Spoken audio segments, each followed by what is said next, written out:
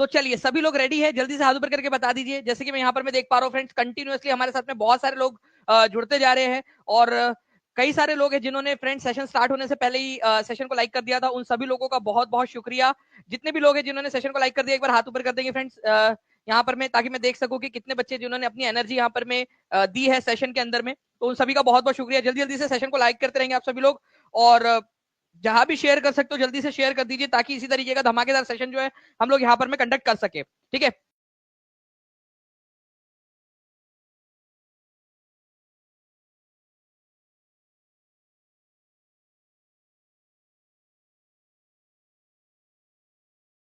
चलिए। तो भारत का कौन सा राज्य रबर के उत्पादन में सबसे आगे है? इंपॉर्टेंट क्वेश्चन है। रबर जो है फ्रेंड्स, आप लोगों को बताना है कि ये कौन सी वाली फसल है। ये फूड क्रॉप है, या फिर ये आपकी कैश क्रॉप है, ये खाद्य फसल है, या फिर ये नकद फसल है।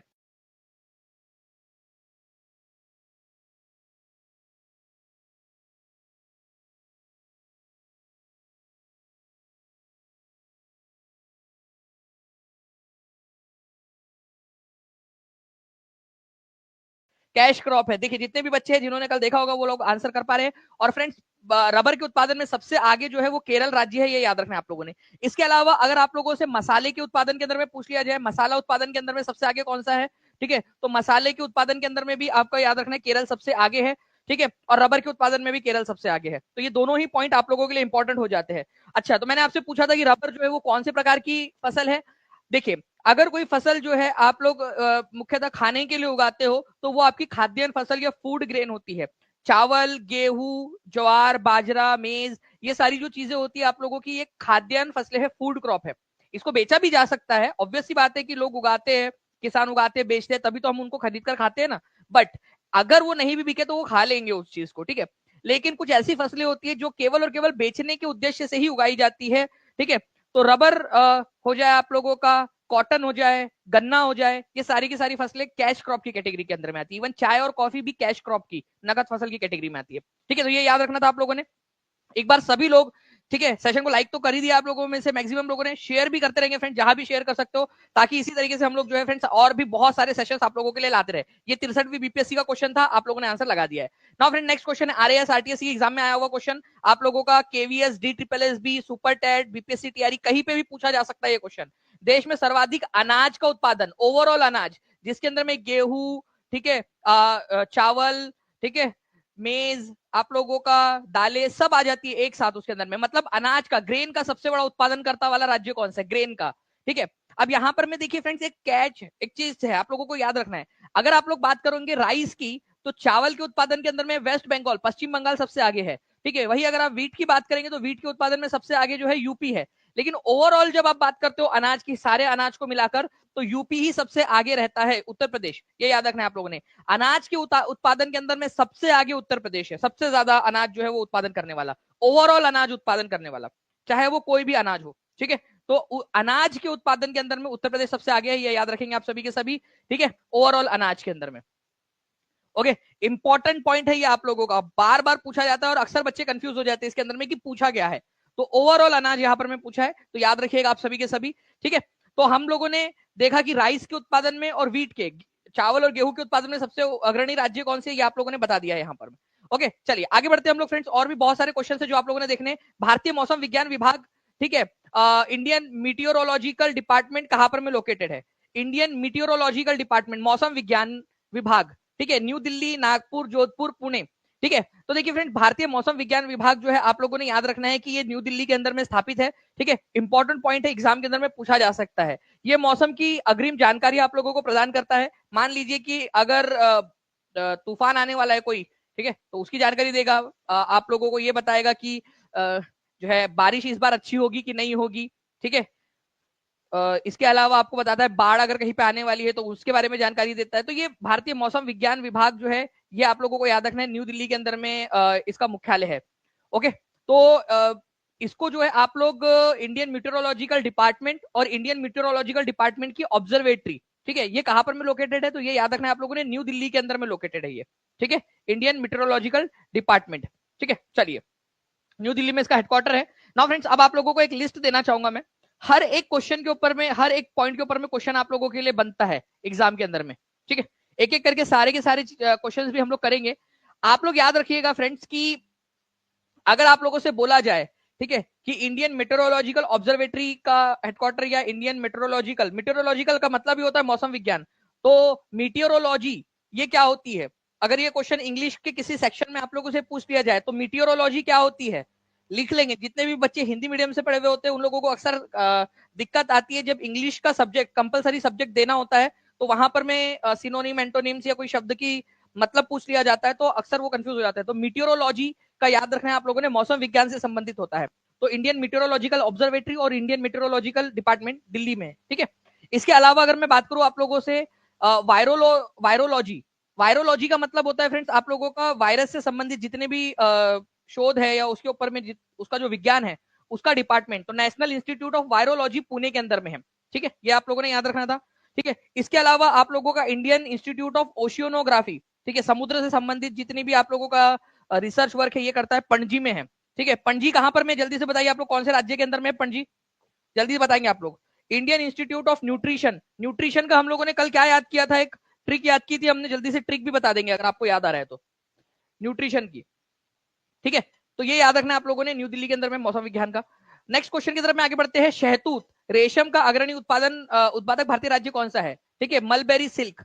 अब आपको पता होना चाहिए फ्रेंड्स कि रेशम का जो कीड़ा होता है ना, ठीक है, जिससे रेशम बनता है, ये अक्सर शहतूत के पत्तों पर पाया जाता है, ठीक है। तो आप लोगों को ये याद रखना था कि शहतूत रेशम का अग्रणी उत्पादन करता राज्य कौन सा है, ठीक है, ये बताएंगे आप सभी के सभी।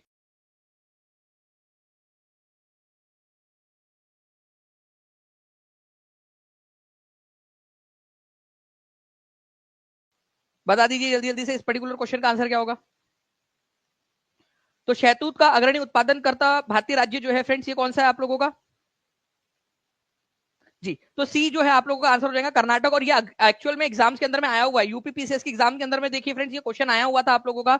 जो भी क्वेश्चन बता रहा हूँ ये मल्टीपल एग्जाम्स के अंदर में ज्योग्राफी से जो क्वेश्चन पूछे जाते हैं उनसे रिलेटेड हम क्वेश्चन कर रहे हैं यहाँ पर में। तो कर्नाटक के अंदर में जो है शहतूत रेशम का सबसे ज्यादा उत्पादन होता है, ठीक है। तो ये इंपॉर्टेंट पॉइंट है, इसको याद रखिएगा आप लोग, ठीक है, कर्नाटक के अंदर में। नाउ मैंने आप लोगों से पूछा था कि पणजी कौन से राज्य के अंदर में, तो कितने लोगों ने आंसर किया था, हाथ ऊपर करिए जल्दी जल्दी से, कितने लोगों ने आंसर किया था। जिन लोगों ने अब तक चैनल को सब्सक्राइब नहीं किया, चैनल को टीचिंग परीक्षा जरूर कर लीजिए फ्रेंड्स, ताकि आप लोगों को जितनी भी इंफॉर्मेशन है वो सारी की सारी जो है वो टाइम टू टाइम मिलती रहे, ठीक है। और पिछले लेक्चर के अंदर में जो टेस्ट मिली थी आपको, ठीक है, जिन बच्चों ने पूरा लेक्चर देखा था उन बच्चों को टेस्ट में कितना स्कोर आया वो भी बता दीजिएगा। गोवा की कैपिटल है, बिल्कुल, तो गोवा के अंदर में है पणजी, ये याद रखना है। वहां पर में कौन सा वाला हेडक्वार्टर अभी हमने देखा, देखो इतना ज्यादा आपको रिवीजन करवा दूंगा, इतना ज्यादा याद करा दूंगा कि आपको नींद में भी सपने में भी आपको याद रहेगी वो सारी की सारी चीजें, ठीक है। हमने देखा वो समुद्र के किनारे पर है ना, तो ओशियोनोग्राफी, इंडियन इंस्टीट्यूट ऑफ ओशियोनोग्राफी जो है वो आपको मिलेगा, समुद्र का जो विज्ञान है ओशियोनोग्राफी उसका जो हेडक्वार्टर है वो आपको मिलेगा, ठीक है। कल की टेस्ट में 15 में से 15 आए थे, किसी के 13 आए थे, 15 में से 15, चलिए बहुत बढ़िया, ठीक है। अलग अलग आंसर बता रहे हैं, मैक्सिमम लोग 15 में से 15 बोल रहे हैं।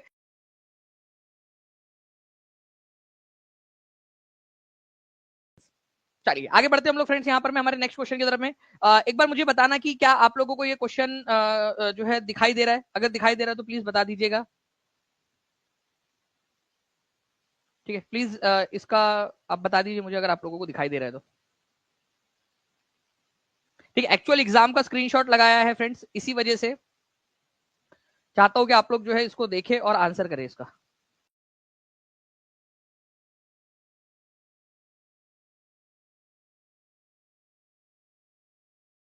देखिए यहां पर मैं क्या बोला है ना कि लॉन्जी distance of 1 degree longitude at equator is, ठीक है, इक्वेटर के ऊपर में दो लॉन्जिट्यूड के बीच का डिस्टेंस कितना होता है।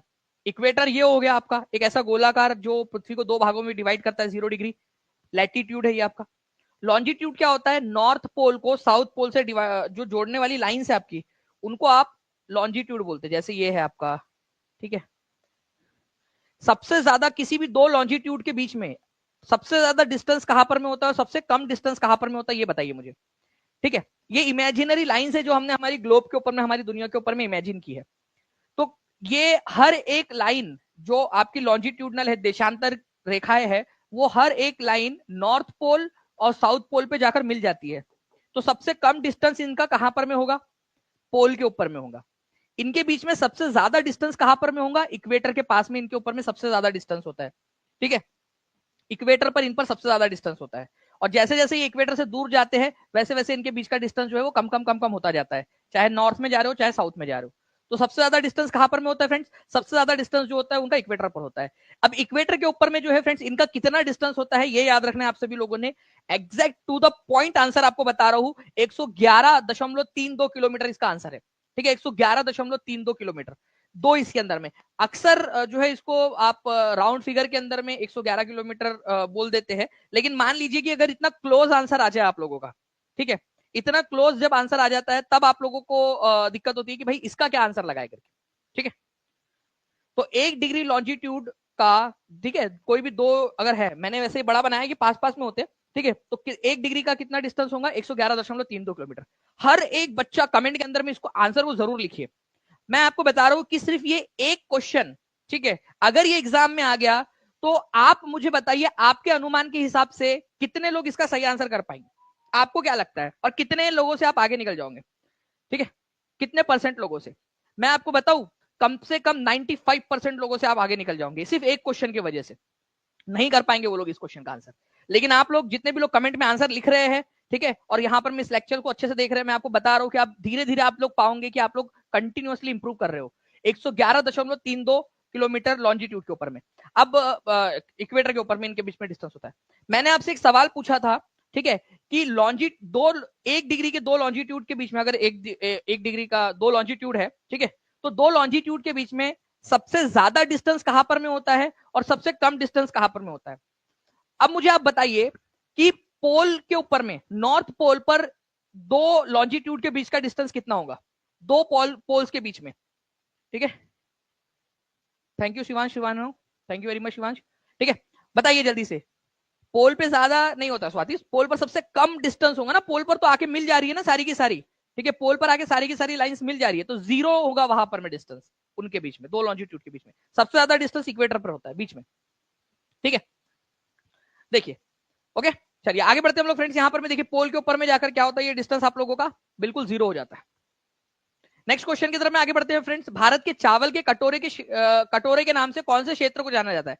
अब यहां हम किसी राज्य की बात नहीं कर रहे हैं, ठीक है, हम क्षेत्र की बात कर रहे हैं कि एक ऐसा क्षेत्र है, उस क्षेत्र को, उस इलाके को, उस रीजन को चावल का कटोरा, राइस बाउल ऑफ इंडिया के नाम से जाना जाता है। वैसे कई सारे राज्य भी है जिनको राइस बाउल ऑफ इंडिया बोल दिया जाता है, छत्तीसगढ़ को बोल देते हैं कई बार, सबसे ज्यादा चावल का उत्पादन होने की वजह से पश्चिम बंगाल को भी बोल देते हैं। लेकिन एक रीजन है, एक एरिया है जहां पर में जिसको अक्सर कहा जाता है कि ये चावल का कटोरा है भारत का।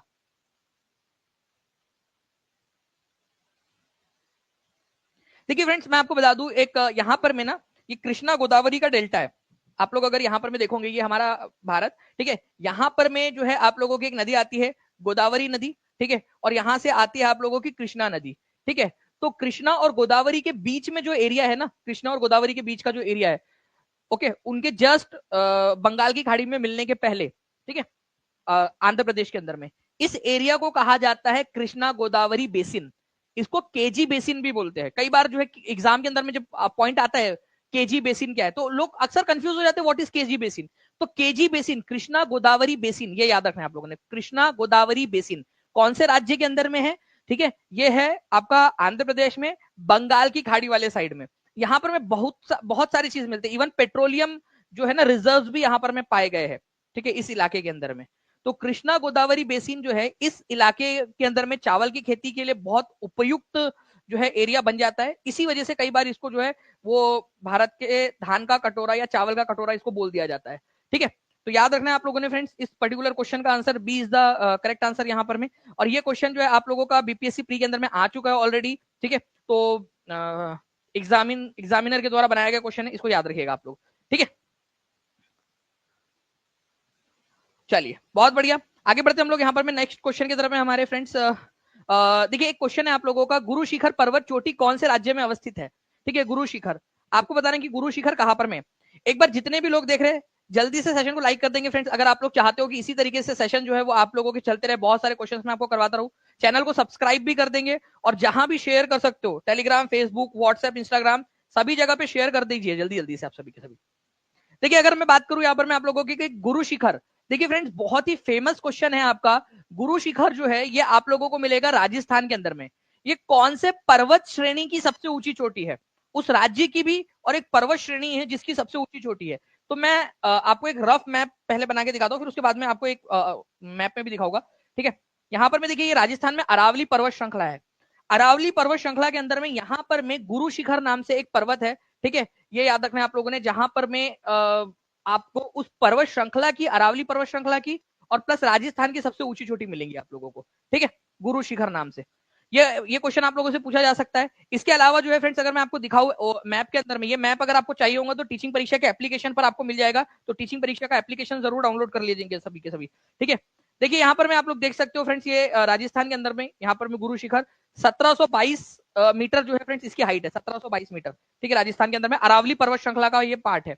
यहाँ से गुजरात से लेकर ये हरियाणा तक जाती है। अरावली पर्वत श्रृंखला दिल्ली को भी टच करती है। तो अरावली पर्वत श्रृंखला में सबसे ऊंचा पर्वत जो है वो 1722 मीटर के ऊपर में गुरु शिखर है। यहाँ पर में एक मंदिर भी है। ठीक है, दत्तात्रेय मंदिर। ठीक है, तो विष्णु भगवान का, विष्णु के अवतार माने जाते हैं दत्तात्रेय भगवान, दत्तात्रेय। तो ठीक है, दत्तात्रेय मंदिर कहां पर में स्थित है? गुरु शिखर पर ही लोकेटेड है, ये याद रखना है आप लोगों ने, अरावली में। ओके, चलिए, तो ये एक पॉइंट था आप लोगों का जो आप लोगों ने कर लिया। तो गुरु शिखर कौन से राज्य के अंदर में है? राजस्थान में। अरावली पर्वत की सबसे ऊंची चोटी कौन सी है? ये क्वेश्चन अगर मैं पूछूं कभी आप लोगों से तो आपको आंसर करते आना चाहिए। ठीक है, देखिए फ्रेंड्स, एक क्वेश्चन है, अब ये क्वेश्चन बहुत ध्यान से समझना आप लोग, ये बहुत इंपॉर्टेंट वाला क्वेश्चन है। नर्मदा और तापी नदियों द्वारा, ठीक है, कौन घिरा हुआ है? ठीक है, कौन सी पर्वत श्रृंखलाएं है? ठीक है, एक पर्वत श्रृंखला, ठीक है, कौन सी पहाड़ियां है जो नर्मदा और तापी से घिरी हुई है? मतलब एक तरफ जो है एक नदी और दूसरी तरफ दूसरी नदी। अब मैं आपको हिंट नहीं दे रहा कि कौन सी वाली नदी कहां पर, मैं जस्ट आपको बता रहा हूं कि उसके बीच में ये पर्वत श्रृंखला है। तो कौन सी पर्वत श्रृंखला है जिसके दोनों तरफ में नदियां है और उसके बीच में ये है? आप अगर थोड़ा सा भी जो है भारत की ज्योग्राफी को जानते हो, वैसे मैं धीरे धीरे आपको सारा का सारा इंट्रोड्यूस करवाता चलूंगा। आप लोग तैयार हो? ठीक है, अगर तैयार हो धीरे धीरे सारी चीजें सीखने के लिए, एकदम प्रो होने के लिए, बेसिक से एडवांस तक का, ठीक है, तो हाथ ऊपर कर देंगे। और जैसे ही मेरा यहाँ पर मैं ये क्वेश्चन समझा के खत्म हो, हमारे जो है 2000 प्लस लाइक्स हो जाने चाहिए। ठीक है, इससे मुझे पता चलेगा कि आप सभी के सभी जो है सीखना चाहते हो, हर एक बच्चा। तो हम लोगों ने अभी क्या देखा, यहाँ पर में कौन सी पर्वत श्रृंखला है, ये कौन सी है? अरावली है। एक एक करके सीखेंगे हम लोग। ठीक है, उसके बाद में जो है फ्रेंड्स आपको बता दूं, यहां पर में एक पर्वत श्रृंखला है जिसको विंध्या बोलते हैं। ठीक है, और एक नीचे में, उसके नीचे में है सातपुड़ा। ये विंध्या है, ये सातपुड़ा है। इनके बीच में से दो नदियां बहती है, विंध्या और सातपुड़ा के बीच में से बहती है नर्मदा नदी। ठीक है, और सातपुड़ा के साउथ में से बहती है ताप्ती नदी, ताप्ती या तापी नदी। ठीक है, तो अब आप लोग यहां पर मैं इस पर्टिकुलर क्वेश्चन को देखकर मुझे बताइए इसका आंसर क्या होगा। मैं आपके लिए थोड़ा सा जूम करने की कोशिश करता हूँ, इसको देखिए यहाँ पर मैं। ठीक है, चलिए, और जूम कर दिए इसको। ये वैसे ये मैप जो है मेरा मेरा जो भारत बनता है, ये काजू कतली टाइप का दिखता है। ठीक है, वैसे है भी हमारा भारत, मीठा मीठा सा भारत है हमारा। ठीक है, प्यारा सा। ठीक है, चलिए, तो विंध्या और सातपुड़ा के बीच में नर्मदा नदी है, यहाँ पर में ये नर्मदा नदी है और ये ताप्ती नदी है।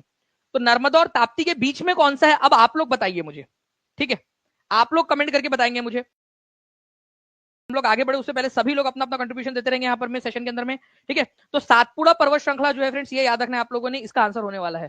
ठीक है, सातपुड़ा पर्वत श्रृंखला। तो Satpura is the correct answer, और ये एग्जाम का क्वेश्चन है आप लोगों का। ठीक है, अच्छा, मुझे अब एक क्वेश्चन यही से बताइए आप लोग, इसमें से क्वेश्चन बनेगा कि भाई आप लोग बताओ कि विंध्या और सातपुड़ा के बीच में से कौन सी नदी बहती है? विंध्या रेंज और सातपुड़ा रेंज के बीच में से बहने वाली नदी का नाम कौन सा है इनमें से? चलिए, अब आप लोग बताइए, देखते कितने लोग आंसर कर पाते हैं। ठीक है, तो इस पर्टिकुलर क्वेश्चन का आंसर तो आपका बी हो गया। देखिए यहाँ पर मैं आप ओरिजिनल मैप के थ्रू आप लोगों को दिखाने की कोशिश करता हूं। मैं, ये विंध्या पहाड़िया है, विंध्या की पहाड़िया, और ये है आपका सातपुड़ा पहाड़िया।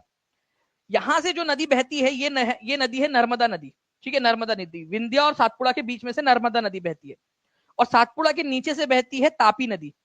तो नर्मदा और तापी के बीच में सातपुड़ा पर्वत श्रृंखला है, जो आपका आंसर हो गया। अब जो दूसरा क्वेश्चन मैंने आपसे पूछा था, वो क्वेश्चन ये था कि विंध्या पर्वत श्रृंखला और सातपुड़ा पर्वत श्रृंखला के बीच में से कौन सी नदी बहती है? तो वो है नर्मदा। देखिए, आप लोगों का एक और क्वेश्चन क्लियर हो गया। और हम लोगों ने जो अभी थोड़ी देर पहले यहाँ पर मैं देखा, ठीक है, कि भाई अरावली पर्वत श्रृंखला कहां पर में, तो ये विंध्या है, ये सातपुड़ा है, और यहाँ पर में देखिए आप लोग, ये अरावली पर्वत श्रृंखला आप लोगों को दिखाई दे रही है। ये अरावली पर्वत श्रृंखला, जिसकी सबसे ऊंची शिखर कौन सा है, आप लोग कमेंट करके बता देंगे मुझे कौन से राज्य में है और सबसे ऊंचा शिखर कौन सा है। ठीक है, तो इस तरीके से आप लोगों को जो है फ्रेंड्स आंसर्स करने होते हैं। अब ये एक जो है आप लोगों का पॉइंट बन गया। धीरे धीरे अगर आप लोग चाहोगे तो मैं आप लोगों को बाकी की सारी चीजें जितनी भी बनती है वो आपको बता दूंगा। नर्मदा और तापी नदी कौन से तरफ बहने वाली नदियां है, ये भी एक क्वेश्चन बनता है आप लोगों का कि नर्मदा और तापी किस ओर बहने वाली नदी है। ठीक है, तो ये आप लोगों को याद रखना है कि वेस्ट फ्लोइंग रिवर है, वेस्ट फ्लोइंग रिवर। ठीक है, वेस्ट फ्लोइंग रिवर है, पश्चिम की तरफ में बहने वाली नदी है। ठीक है, ये याद रखेंगे आप लोग, पश्चिम वाहिनी नदियां है। इंपॉर्टेंट पॉइंट है, एग्जाम के अंदर में आप लोगों से पूछ सकते हैं। उसके बाद में जो है फ्रेंड्स आगे बढ़ते हैं हम लोग, और आप लोगों को फिर मैं सारे के सारे पॉइंट्स यहाँ पर मैं कवर करवाता चलूंगा। ठीक है, जल्दी जल्दी से सेशन को लाइक करके शेयर भी करते रहेंगे सभी के सभी बच्चे। नेक्स्ट क्वेश्चन की तरफ में आगे बढ़ते हैं हम लोग फ्रेंड्स। आप लोगों को एक और चीज बता दूं मैं यहाँ पर मैं आपका, कि सातपुड़ा रेंज जो है इसका आंसर था। सातपुड़ा पर्वत श्रृंखला की सबसे ऊंची चोटी पता है आपको क्या है? धूपगढ़। ठीक है, धूपगढ़ सबसे ऊंची चोटी है इसकी। सातपुड़ा पर्वत श्रृंखला की सबसे ऊंची चोटी कौन सी है? धूपगढ़। ये धीरे धीरे देखो, आज याद नहीं होगा लेकिन धीरे धीरे याद तो हो जाएगा। क्या आपको एबीसीडी 1 2 3 4, ठीक है, और सारी चीजें आपको क्या एक दिन में याद हो गई थी? नहीं, आपने प्रैक्टिस की, धीरे धीरे धीरे धीरे आप लोग इतने ज्यादा प्रो हो गए उसके अंदर में कि आज आपको लगता है कि यार ये तो कुछ भी नहीं है। वैसे ही आपको जो है ये सारे के सारे कंटेंट भी लगेगा, ये मैं आपको गारंटी देता हूँ। धूपगढ़ जो है फ्रेंड सबसे ऊंची चोटी, ये याद रख लेना बस आप लोगों ने। ठीक है, इसकी नेक्स्ट क्वेश्चन की तरफ में आगे बढ़ते हैं। भारत के किस राज्य में गन्ने की खेती के अंतर्गत सबसे अधिक भूमि है? देखिए, गन्ने की खेती सबसे ज्यादा कौन से राज्य के अंदर में होती है, ये पूछा गया है। अच्छा चलो, मुझे एक और चीज बता दो कि शुगर केन रिसर्च सेंटर कहां पर में, या शुगर केन रिसर्च इंस्टीट्यूट कहां पर में, कौन से शहर के अंदर में है? ठीक है, ये भी बता देंगे आप लोग। देखिए, गन्ने की सबसे ज्यादा खेती जो है फ्रेंड्स आप लोगों को याद रखना उत्तर प्रदेश में होती है, और उत्तर प्रदेश के अंदर में ही लखनऊ के अंदर में, ठीक है, लखनऊ के अंदर में आप लोगों का शुगर केन रिसर्च सेंटर भी है। ठीक है, शुगर केन रिसर्च सेंटर, ये भी एक इंपॉर्टेंट पॉइंट है आप लोगों का जो आप लोगों ने याद रखना है। ठीक है, तो गन्ने की सबसे ज्यादा खेती, ठीक है, उत्तर प्रदेश में, और उत्तर प्रदेश के अंदर में ही आप लोगों को मिलेगा। ठीक है, गन्ना रिसर्च सेंटर। अच्छा, एक और चीज आप लोगों को बताना चाहूंगा फ्रेंड्स कि हमारा भारत जो है, ठीक है, हमारे भारत में सबसे ज्यादा शुगर केन का प्रोडक्शन उत्तर प्रदेश में होता है। हमारा भारत शुगर केन प्रोडक्शन में कितनेवें नंबर पे है? ये भी एक क्वेश्चन बन सकता है आप लोगों का। शुगर केन प्रोडक्शन में, शुगर केन प्रोडक्शन मतलब कि गन्ना उत्पादन के अंदर में भारत का नंबर कितना हुआ है? तो पहले नंबर पे आता है ब्राजील, ठीक है, ये याद रखना है आप लोगों ने। और दूसरे नंबर के ऊपर में आता है आप लोगों का हमारा इंडिया। ठीक है, हमारा प्यारा भारत। तो इंडिया जो है वो सेकंड नंबर पे आता है पूरे दुनिया में शुगर केन प्रोडक्शन के मामले में। लाइक्स आप लोगों ने कर दिया फ्रेंड्स, बहुत बहुत शुक्रिया आप लोगों का। ठीक है, जिन भी लोगों ने किया है, ठीक है, ये पूरा का पूरा सेशन उन लोगों को समर्पित, क्योंकि उन्होंने यहाँ पर मैं अपना अपना योगदान दिया है, और आप लोगों की गुरु दक्षिणा यही थी, और आप लोगों को ये सारी चीजें अब याद भी रहेंगी, क्योंकि आप लोगों ने एक तरीके से अपना एक इनपुट दिया है। आप वो नहीं हो जो सिर्फ ले रहे हो, आप ऐसे बच्चे हो जो कंट्रीब्यूट भी कर रहे हो। ठीक है, तो आप लोगों को कॉन्ग्रेचुलेशन। ठीक है, चलिए आगे बढ़ते हैं हम लोग फ्रेंड्स, यहाँ पर मैं हमारे नेक्स्ट क्वेश्चन की तरफ में। विश्व का सबसे बड़ा कपास उत्पादक देश कौन सा है? ठीक है, ये बताना है आप लोगों ने। विश्व का सबसे बड़ा कपास उत्पादक देश कौन सा है?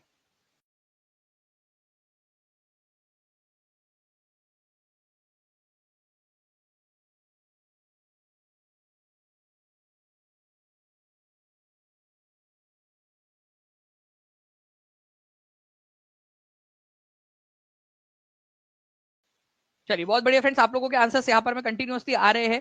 ठीक है, तो विश्व का सबसे बड़ा कपास उत्पादक जो देश है फ्रेंड्स वो चाइना है, ये याद रखना है। सबसे ज्यादा कॉटन का प्रोडक्शन अगर कहीं पे होता है तो वो चाइना के अंदर में होता है। ठीक है, अभी फिलहाल के अंदर में जो लेटेस्ट डेटा है उसके अनुसार, ओके, तो लेटेस्ट डेटा के अंदर में चाइना ने जो है वो इंडिया को भी पीछे छोड़ दिया है, आप लोगों को ये याद रखना है आप लोगों ने। ठीक है, और चीन जो है दुनिया का सबसे बड़ा कपास उत्पादक राज्य बन गया है अभी। ठीक है, लेटेस्ट डेटा के अनुसार, ये मैं आप लोगों को लेटेस्ट डेटा के अनुसार बता रहा हूं अभी, ये वाला जो पॉइंट है लेटेस्ट डेटा।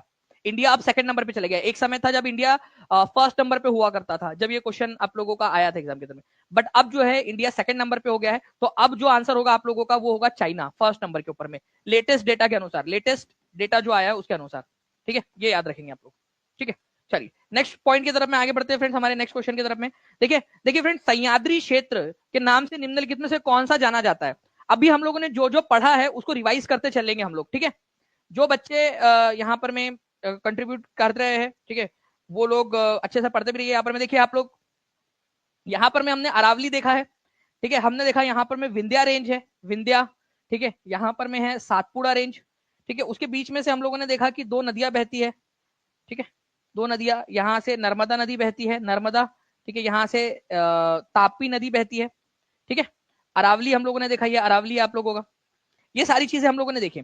अब देखिए फ्रेंड्स, एक चीज और बताता हूं आप लोगों को मैं, कि हमारे भारत, दक्षिण भारत के अंदर में दो घाट है। ठीक है, एक है पश्चिमी घाट जो पश्चिमी एरिया में है। ठीक है, कहीं कहीं पे कटा फटा भी है ये, ठीक है, जिसको गैप बोला जाता है, ठीक है, या फिर दर्रे बोलते हैं, वो अभी आगे मैं बताऊंगा मैं आपको। और एक है आपका, ठीक है, जिसको हम लोग कहते हैं, ठीक है, पूर्वी घाट, ठीक है, पूर्वी घाट। तो पश्चिमी घाट, वेस्टर्न घाट और ईस्टर्न घाट, ठीक है। तो जो ये वेस्टर्न घाट है ना आपका, ये वेस्टर्न घाट, इसी को सह्याद्री के नाम से भी जाना जाता है, सह्याद्री, ठीक है। तो वेस्टर्न घाट, पश्चिमी घाट को सह्याद्री के नाम से जाना जाता है लोकली, ये याद रखना है आप लोगों ने, वेस्टर्न घाट को, पश्चिमी घाट को। ये आप लोगों का क्वेश्चन का आंसर ये हो जाएगा। पश्चिमी घाट की सबसे ऊंची चोटी और पूरे दक्षिण भारत की सबसे ऊंची चोटी जो है फ्रेंड्स, आप लोगों को नीचे में मिलेंगी अनाईमुड़ी, ठीक है। तो आपको याद रखना है, सह्याद्री जो है ये वेस्टर्न घाट को ही कहा जाता है, ये याद रखना है आप लोगों ने, ठीक है। और ये आप लोगों का गुजरात से लेकर केरल तक फैला हुआ है। और आप लोगों को बता दूं फ्रेंड्स की सबसे ऊंची चोटी है इसकी अनाईमुड़ी, जो 2695 मीटर ऊंची है, ठीक है। अभी थोड़ा सा मैं आपको एक मैप के थ्रू भी दिखाने की कोशिश करता हूँ, अगर हम यहाँ पर मैं देख पाए इसको, तो ये देखिए यहाँ पर मैं, ये इधर दिख जाएगा आप लोगों को, ठीक है। ये मैप आप लोगों को टीचिंग परीक्षा के एप्लीकेशन पे मिल जाएगा, और साथ ही साथ जितने भी पेड स्टूडेंट है उन सभी को आपको पता ही है कि आपको पीडीएफ सारी मिल जाती है, यूट्यूब की सारी जितनी भी पीडीएफ है वो, ठीक है। ये अनाईमुड़ी, ये पश्चिमी घाट का ही भाग है, और 2695 मीटर इसकी ऊंचाई है। ये पूरे दक्षिण भारत का, पूरे के पूरे दक्षिण भारत का जो है फ्रेंड्स, ये याद रखना आपने, सबसे ऊंची चोटी है, पूरे दक्षिण भारत की सबसे ऊंची चोटी, ठीक है, अनाईमुड़ी। ये भी एक इंपॉर्टेंट पॉइंट है आप लोगों का, केरल राज्य के अंदर में है, ठीक है। न्यू एनसीईआरटी के अंदर में भी दिया हुआ है ये पॉइंट, तो ये थोड़ा सा याद रख लेना आप लोग। तो सह्याद्री को ही फ्रेंड्स आप लोग, वेस्टर्न घाट को ही सह्याद्री के नाम से भी जानते हो, ठीक है। वेस्टर्न घाट की सबसे ऊंची चोटी है आप लोगों की, ठीक है, अनाईमुड़ी। नेक्स्ट क्वेश्चन की तरफ में आगे बढ़ते हैं। पाल घाट निम्नलिखित में से किन राज्यों को मिलाता है? पाल घाट। अब ये घाट जो है फ्रेंड्स, आप लोगों को याद रखना है, बेसिकली यहाँ पर मैं बात हो रही है पाल घाट गैप की, जो गैप है, ठीक है, पर्वत श्रृंखला के बीच में गैप है, टूटन है, जहां से रास्ता निकला है, ठीक है। चलिए जल्दी जल्दी से बताते जाएंगे आप लोग, इसका भी आंसर क्या होगा। देखिए अगर मैं बात करूं फ्रेंड्स यहाँ पर मैं इस पर्टिकुलर क्वेश्चन की, पालघाट गैप की, तो यहाँ पर मैं आपको बताया मैंने कि वेस्टर्न घाट है पूरा का पूरा, ठीक है, इधर साइड में वेस्टर्न घाट है। तो वेस्टर्न घाट, एक्चुअल में वेस्टर्न घाट के बीच में एक गैप है, ठीक है, केरल में। और ये जो गैप है ना, ये याद रखना फ्रेंड्स आप लोगों का, केरल से तमिलनाडु को जोड़ती है, इसको पालघाट गैप बोला जाता है, ठीक है, ओके, पालघाट गैप। तो केरल से तमिलनाडु को जोड़ने वाला है पालघाट गैप। पालघाट गैप कौन से वाले दर्रे में, कौन से वाले जो है आप लोगों को याद रखना है कि पर्वत श्रृंखला में आता है, तो पश्चिमी घाट के अंदर में आता है पाल घाट गैप, ठीक है। तो वेस्टर्न घाट के अंदर में आता है, वेस्टर्न घाट के अंदर में, ये याद रखेंगे आप सभी के सभी, और केरल और तमिलनाडु को जोड़ता है। तो ये यहाँ पर मैं अगर मैप की बात करूं तो ये यहाँ पर मैं कहीं तो भी ये है, ये आपका, ठीक है, केरल और तमिलनाडु को जोड़ता है। तो प्लीज इसको याद रखिएगा, इंपॉर्टेंट क्वेश्चन जो भी बन रहे हैं आपके, ठीक है। तो इसका आंसर क्या हो जाएगा आप लोगों का इस पर्टिकुलर क्वेश्चन का? एसएससी जेईई में आया था ये 2018 में क्वेश्चन, आप लोग कमेंट कर दीजिए जल्दी जल्दी से, ठीक है। तो आंसर जो है फ्रेंड्स इस पर्टिकुलर क्वेश्चन का हो जाएगा आप लोगों का तमिलनाडु एंड केरला, ठीक है, Tamil Nadu and Kerala is the correct answer, C is the correct answer, okay. चलिए नेक्स्ट क्वेश्चन की तरफ में आगे बढ़ते हैं फ्रेंड्स आप लोगों का। अब देखिए आप लोगों में से जितने भी बच्चे जिन्होंने पिछला लेक्चर अच्छे से देखा है, ठीक है, उन लोगों को एक चीज याद होगी कि मैंने आप लोगों के लिए, ठीक है, एक पूरा का पूरा जो है एक लिस्ट आप लोगों को प्रोवाइड की है, ठीक है। वन अनुसंधान संस्थान कहां पर में ये बता दीजिए आप लोग, फॉरेस्ट रिसर्च इंस्टीट्यूट, क्योंकि फॉरेस्ट से रिलेटेड ज्यादातर चीजें वहीं पे आप लोगों को मिलने वाली है, फॉरेस्ट से रिलेटेड जितनी भी चीजें हैं,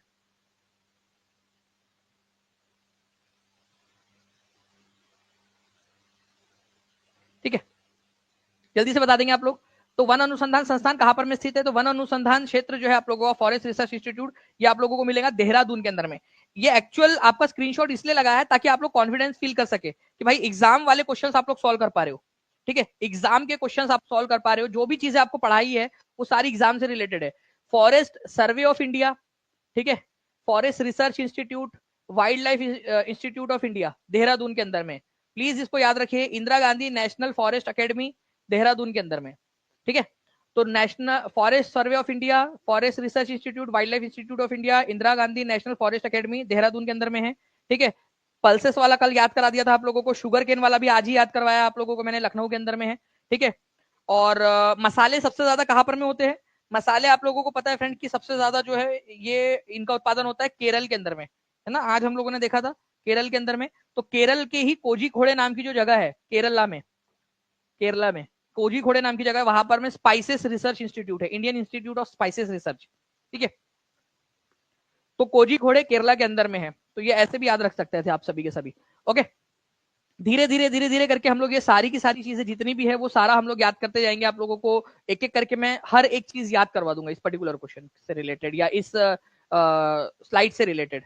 ओके, चलिए नाउ फ्रेंड्स, अब हम लोग यहाँ पर में हमारे नेक्स्ट पॉइंट की तरफ में आगे बढ़ते हैं। Just a second, I think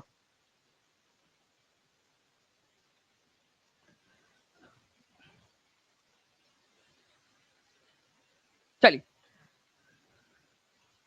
तो ये जो है फ्रेंड्स आप लोगों का ये पॉइंट था। अब जो है मैं आप लोगों को जो है कुछ क्वेश्चंस पूछूंगा। मैं चाहूंगा कि जैसे कल आप लोगों में से जितने भी लोग थे जिन्होंने यहाँ पर में कमेंट में आंसर कर दिया था, उन लोगों को हार्ट हम लोगों ने दे दिया था। आज भी जो है फ्रेंड्स आप लोग जितने भी लोग हैं यहाँ पर में क्वेश्चंस का आंसर कर देंगे, उन लोगों को हम लोग जो है वो हार्ट दे देंगे। ठीक है, आप लोगों को बताना है यहाँ पर में कि रबर का सबसे ज्यादा उत्पादन करने वाला राज्य कौन सा है, रबर का। ठीक है, रबर कहाँ पर में होता है, सबसे ज्यादा कौन से राज्य के अंदर में होता है।